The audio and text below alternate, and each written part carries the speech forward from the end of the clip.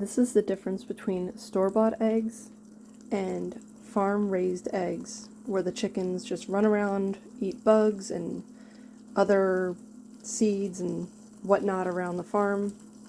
So you can see the dark orange ones are the free-range, family-owned, and then the lighter yellow is the farm-raised. They're supposed to be organic, but there's such a difference in color. It's amazing.